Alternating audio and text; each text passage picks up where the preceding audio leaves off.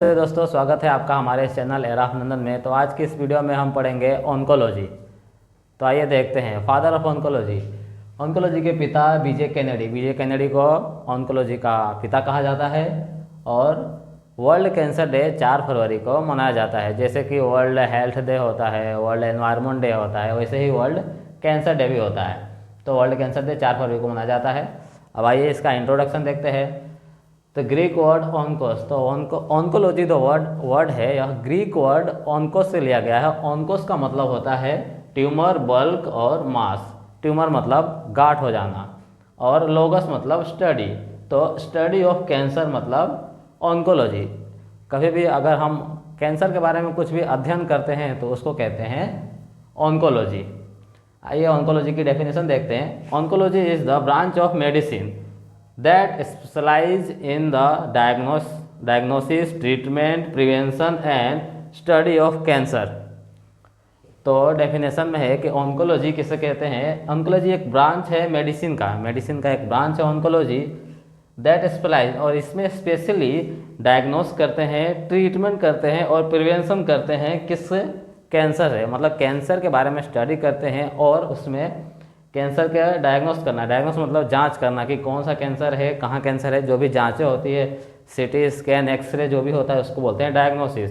Treatment मतलब उसका उपचार करना। उपचार करना मतलब जैसे कि सर्जरी करके ट्यूमर को निकालना, या मेडिसिन देके, या रेडिएशन थेरेपी के द्वारा उसको निकालना। प्रिवेंशन, अब कैंसर होने से पहले कुछ बचाव होते हैं। वो बचाव हमें क्या करना चाहिए, जैसे कि सिगरेट नहीं पीना चाहिए, दारू नहीं पीना चाहिए, या कार्सिनोजन सब्सटेंस का यूज नहीं करना चाहिए जिससे कैंसर होता है। तो उसमें पढ़ेंगे प्रिवेंशन के बारे में। एंड स्टडी ऑफ कैंसर, तो कैंसर की जो भी पढ़ाई होती है उसको कहते हैं oncology. The 3 main branches of oncology, oncology की 3 मेन ब्रांच है। पहली है मेडिकल ऑन्कोलॉजी, दूसरी सर्जिकल ऑन्कोलॉजी और तीसरा रेडिएशन ऑन्कोलॉजी।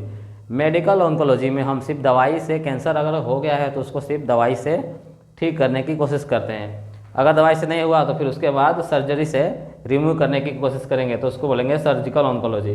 और तीसरा है रेडिएशन ऑन्कोलॉजी। आज के नए ज़माने में रेडिएशन ऑन्कोलॉजी का ज़्यादा यूज होता है। इसमें रेडिएशन के द्वारा, जैसे कि एक्सरे बीम जो लाइट होती है, रेज से, लेज़र लाइट के द्वारा कैंसर का जो भी ट्यूमर है उसको नष्ट कर दिया जाता है। चलिए अब देखते हैं क्लासिफिकेशन ऑफ कैंसर। कैंसर को क्लासीफाई किस भागों में बांटा गया है उसके बारे में देखते हैं। तो पहला है मेटास्टेटिस, दूसरा है ओरिजिन और तीसरा है टीएनएम। तो पहला समझते हैं मेटास्टेटिस। मेटास्टेटिस मतलब कि उस जो भी कैंसर हुआ है उसमें फैलने की क्षमता है कि नहीं। कैंसर हुआ है, कैंसर हम जानते होता है, उसके बाद वो फैलता है। जैसे किसी एक पार्ट में कैंसर हुआ तो एक ऑर्गन से दूसरे ऑर्गन में भी हो जाता है। तो उसके 2 टाइप हैं, पहला है बिनाइन और दूसरा है मैलिग्नेंट। बिनाइन ट्यूमर मतलब कि वो जो कैंसर हुआ है वो फैलेगा नहीं, जिस पार्ट में हुआ है उसी में होगा। जैसे अगर ब्रेन कैंसर हुआ है तो सिर्फ ब्रेन में ही होगा, लंग कैंसर है तो सिर्फ लंग्स में होगा। मतलब वो कैंसर जो सिर्फ किसी एक ही पार्ट में होगा, आगे नहीं फैलेगा, उसे कहेंगे बिनाइन ट्यूमर। दूसरा है मैलिग्नेंट। मैलिग्नेंट ट्यूमर जो होगा एक पार्ट से दूसरे पार्ट में इजीली फैल जाएगा। जैसे कि कहीं पे हुआ हो, जैसे माउथ कैंसर हुआ, मुंह में हुआ, फिर ऑटोमेटिक माउथ से यहाँ पे ट्रेकिया में लैरिंग्स है, लैरिंग्स में लैरिंग कैंसर हो जाएगा। माउथ से लैरिंग्स हो गया, फिर जीआई ट्रैक्ट में चला गया, कहीं स्टमक कैंसर हो गया। मतलब एक जगह से दूसरे पार्ट में ईजिली फैल जाएगा, उसे बोलते हैं मैलिग्नेंट ट्यूमर। ये था मेटास्टेसिस के बेस पे। अब दूसरा देखते हैं ओरिजिन के बेस पे। ओरिजिन मतलब वो जहाँ उत्पन्न हुआ है उसके बेस पे देखते हैं। तो उसके 2 हैं, मतलब किस जगह पे वो उत्पन्न हुआ है। जैसे कैंसर है तो स्किन में भी हो सकता है, बॉडी का अंदर किसी पार्ट में हो सकता है, ब्लड में हो सकता है। तो उसके ओरिजिन के बेस पे 2 पार्ट हैं, पहला है कार्सिनोमा और दूसरा है सार्कोमा। तो पहला समझते हैं कार्सिनोमा के बारे में। कार्सिनोमा का मतलब होता है सरफेस ऑफ टिश्यू, किसी टिश्यू के सरफेस पे। कार्सिनोमा मतलब जैसे स्किन है, स्किन के ऊपर किसी पार्ट पे हो गया तो वो बोलेंगे कार्सिनोमा। जैसे कोई भी अपना ऑर्गन होता है, ऑर्गन का क्या होता है, एक लेयर होता है। तो अगर लेयर में हो रहा है तो वो क्या होगा, कार्सिनोमा।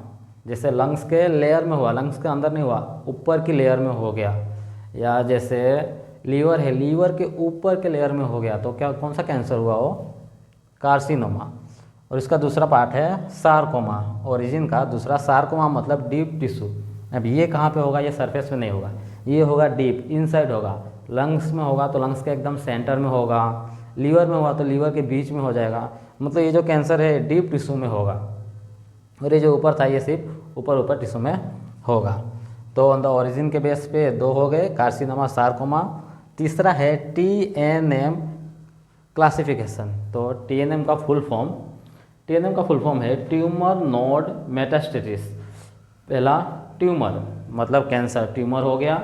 नोड, अब उसमें देखेंगे कि नोड में हुआ है कि नहीं, और नोड में भी हुआ है तो फैल सकता है कि नहीं। मेटास्टेसिस मतलब वो फैल सकता है कि नहीं। ट्यूमर नोड मेटास्टेसिस मतलब ऐसा कैंसर जो नोड के पास हुआ है और फैल भी सकता है, तो उसे कहेंगे TNM क्लासिफिकेशन। अब ये क्यों होता है, TNM क्लासिफिकेशन बहुत इंपॉर्टेंट है, क्योंकि इससे हमें पता चलता है कि कौन से स्टेज का कैंसर है। जैसे कि हम जानते हैं कैंसर के स्टेज होते हैं, first stage, second stage, third stage, fourth stage. अगर फर्स्ट स्टेज में पता चल गया कि ये कैंसर है तो उसका इजीली मतलब ट्रीटमेंट हो सकता है। फर्स्ट और सेकंड स्टेज में इजीली ट्रीटमेंट हो जाता है, बाकी कॉम्प्लिकेटेड हो जाता है थर्ड एंड फोर्थ स्टेज में। तो चलिए अब आगे समझते हैं बिनाइन ट्यूमर और मैलिग्नेंट ट्यूमर में डिफरेंट। बिनाइन ट्यूमर में और मैलिग्नेंट ट्यूमर में क्या डिफरेंट है, क्या अंतर है। तो पहला है नॉन कैंसरियस। तो जो बिनाइन ट्यूमर है ये नॉन कैंसरियस सेल्स, मतलब इससे ज़्यादा कैंसर नहीं होता है, ऐसा मानते हैं बिनाइन ट्यूमर में। और दूसरा है मैलिग्नेंट ट्यूमर, इसमें है कैंसरियस। तो ये है जो कैंसरस है, ये कैंसर फैलाता है। फिर बिनाइन ट्यूमर में दूसरा डिफ्रेंशिएशन है स्लो ग्रोथ रेट। तो बिनाइन ट्यूमर में जो ग्रोथ रेट है वो स्लो होगा। ट्यूमर तो हो गया लेकिन वो स्प्रेड नहीं होगा, जल्दी आप में फैलेगा नहीं, किसी भी पार्ट में बहुत स्लोली फैलेगा। और सेम एज मैलिग्नेंट ट्यूमर में है रैपिड ग्रोथ रेट। तो जो मैलिग्नेंट ट्यूमर में जो मैलिग्नेंट ट्यूमर होगा ये कैसा होगा, रैपिड ग्रोथ रेट, जल्दी हुआ और जल्दी ही कुछ ही दिनों में पूरा फैल जाएगा बॉडी में। फिर तीसरा पॉइंट है एसिम्टोमेटिक। बिनाइन ट्यूमर जब होगा तो इसमें कोई सिम्टम नहीं आएगा, पता ही नहीं चलेगा कि हमें ट्यूमर हुआ है। और यहाँ पे है सिम्टोमेटिक, जैसे ही मैलिग्नेंट ट्यूमर होगा तो पता चल जाएगा, उसके लक्षण जो है वो बाहर आ जाएंगे। यहाँ पता चल जाएगा यहाँ पे कैंसर हुआ है, पेन होने लगेगा, मतलब पता चल जाएगा।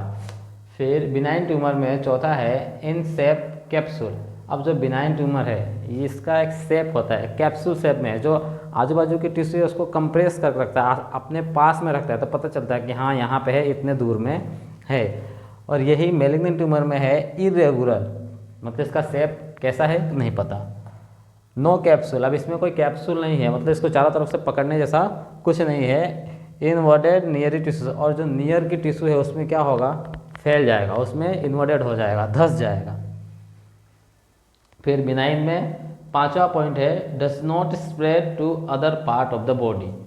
तो जो बिनाइन ट्यूमर है जो किसी भी एक पार्ट में हुआ है तो दूसरे पार्ट में नहीं होगा। जैसे कि लंग कैंसर हो गया तो सिर्फ लंग्स में ही रहेगा, दूसरे पार्ट में नहीं जाएगा। और यहाँ पे है मेटास्टेटिक्स स्प्रेड वाया ब्लड और लिम्फ। तो जो मैलिग्नेंट ट्यूमर है ये क्या है, मेटास्टेटिस है, जो इजीली एक पार्ट से दूसरे पार्ट में फैल जाएगा, स्प्रेड हो जाएगा वाया ब्लड और लिम्फ, ब्लड के थ्रू या लिम्फ के थ्रू एक पार्ट से दूसरे पार्ट में फैल जाएगा मैलिग्नेंट ट्यूमर। अब पढ़ते बिनाइन में। बिनाइन में सिक्स्थ है rare after surgical removal.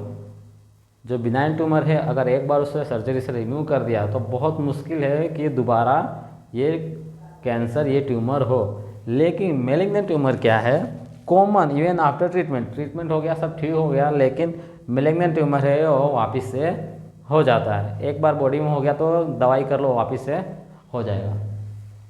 Benign tumour seventh है usually localised and less harmful.